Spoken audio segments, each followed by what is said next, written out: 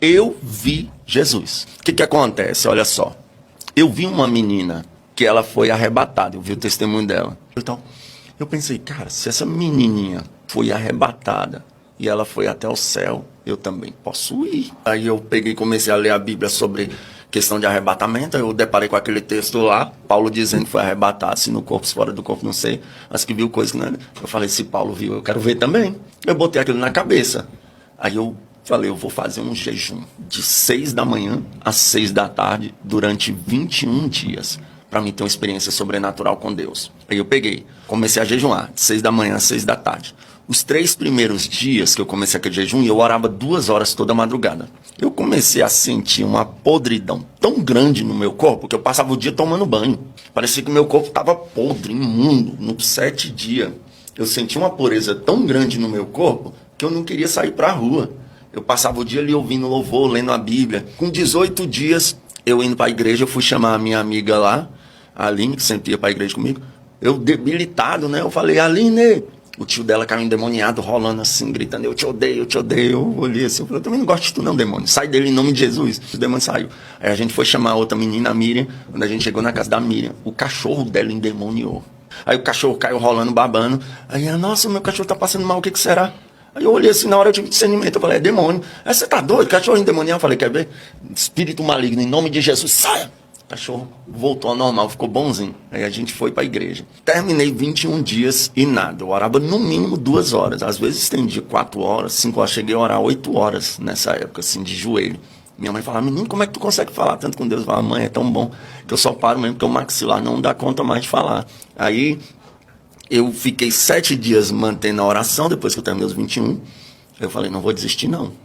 Vou entrar mais 7 dias, de 6 da manhã a 6 da tarde. Aí comecei a jejuar. Aí eu entrei numa prova financeira, terrível. Aí o primeiro dia, segundo dia, no terceiro dia, eu tô orando lá dentro da minha casa, no meu quarto, deu 3 horas da manhã, eu sempre orava. Um amigo meu, Bruno, ele falava um negócio interessante. Ele falava, eu gosto de orar no escuro, porque qualquer clarão é Deus. E eu peguei isso pra mim. Aí eu sempre orei de joelho com a cara no pó, assim. Aí eu tô orando lá, orando. Eu tava de joelho dobrado. Desceu um ser de branco dentro do meu quarto. Pôs as mãos nas minhas costas. E quando tocou nas minhas costas, cara, um incêndio de glória tomou de conta de mim, do alto da cabeça à planta dos pés. Eu sentia correntes elétricas no meu corpo, assim, uma glória, assim, tão tremenda. E eu comecei a falar umas línguas que eu nunca vi ninguém falar. Aí, cara, diante de Deus, eu comecei a flutuar. Quando eu fiquei um palmo do chão, me deu um medo. Eu pensei, cara, e se isso acabar e eu cair de uma vez? Eu vou ficar de lado, porque se eu cair de lado eu não me machuco tanto. Na hora que eu virei pro lado, eu voltei pro chão e acabou. Cara, o arrependimento. Falei, oh meu Deus, aí eu orei um pouquinho ali, deitei, fiquei, nossa, por que eu quis ajudar Deus? Por que eu... Cara, como eu sou um vacilão, e fiquei naquela.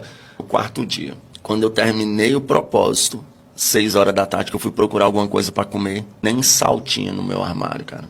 Olhei para aquilo, me deu uma tristeza tão grande.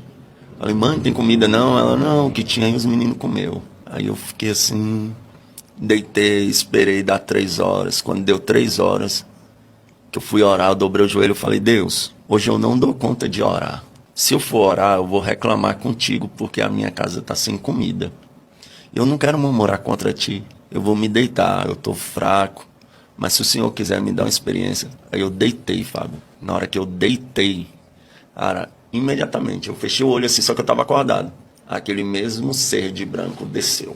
Na hora que ele desceu, ele pegou no meu ombro aqui e começou a puxar. No que ele começou a puxar, quando ele viu que eu estava resistindo, puxou de uma vez. No que me puxou de uma vez, eu fiquei em pé e eu vi meu corpo deitado na cama. Meu Deus. Aí eu olhei assim...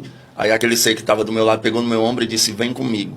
Aí só fez assim e subimos. A gente começou a subir numa velocidade terrível e passou aqui as nuvens, as estrelas, né? Aí chegou num lugar que era tão claro, mas tão claro, que quando eu olhei assim, e olha que eu estava em espírito. E eu fiz assim, ó, porque eu não conseguia ver. Era tipo aqueles flash de câmera fotográfica, só que 1000 vezes mais forte. Aí ele foi me levando para um quarto. Esse quarto, as paredes dele eram tudo cinza. O quarto todinho tinha um altar no canto de lá. Aí eu cheguei nesse quarto assim, fiquei olhando no quarto. Aí eu percebi que alguém começou a se movimentar. Porque eu via, tipo, como pegadas, e essas pegadas subiam, assim, cada passo que dava subia em forma do pé, uma chaminha de fogo e apagava com a fumacinha. Aí foi caminhando para de trás do altar, invisível. Aí quando chegou de trás do altar, aquele clarão clareou de novo. Aí eu fiz assim de novo. Quando eu olhei, cara, eu vi um homem de branco. Quando eu olhei aquele homem de branco, eu tentava olhar o rosto assim, e não conseguia. Era como a luz do sol, e era como se não existisse ao mesmo tempo. Aí eu tive um discernimento que era Jesus. Na hora que eu tive o discernimento que era Jesus, eu olhei para as mãos. Aí as mãos, quando eu olhei para a mão, eu vi a mão, não sei porque Jesus se apresentou para mim desse jeito, da cor da minha. Moreno, eu olhei aqui, ó, bem aqui. Tinha um furo e marca de sangue de um lado, furo e marca de sangue do outro. Aí eu perguntei, é tu, Jesus? Ele disse, eu sou. Cara, na hora que ele disse eu sou, eu fiquei assim tão emocionado que eu comecei a perguntar, Jesus, por que isso? Jesus, por que daquilo? Jesus, por que isso? Jesus, por que daquilo? Aí eu falei, Jesus, eu posso orar pelos paralíticos, cego, surdo, mudo? Aí ele falou, ainda não. Estende as mãos. Aí ele veio caminhando e botou um quadradinho da mesma cor, cinza, na minha mão. E eu peguei assim. Aí eu falei, Jesus, por quê? Foi a última pergunta que eu fiz. Eu falei, Jesus, por que as almas não se convertem nos dias de hoje como antigamente? Ele disse, naquele grande dia muitos vão me dizer, Senhor, Senhor, e eu vos direi, apartai-vos de mim para o fogo eterno que eu não vos conheço. Aí eu não tive coragem de perguntar mais nada. Aí eu pensei, Jesus, eu posso conhecer o céu? Aí ele disse, aproveita o anjo. Aí aquele anjo me pegou pelo ombro e saiu. Eu vi um jardim com flores que não existe aqui na terra. Não tinha fim. Coisa mais linda, a gente saiu sobrevoando. Aí eu tinha uma ideia, que eu tinha lido aquele livro da Rebecca Brown, A Divina Revelação do Inferno. Eu tinha uma ideia que se um dia eu visse o inferno, nunca mais eu desviava. Aí eu falei para aquele anjo, me leva no inferno, eu quero conhecer o inferno.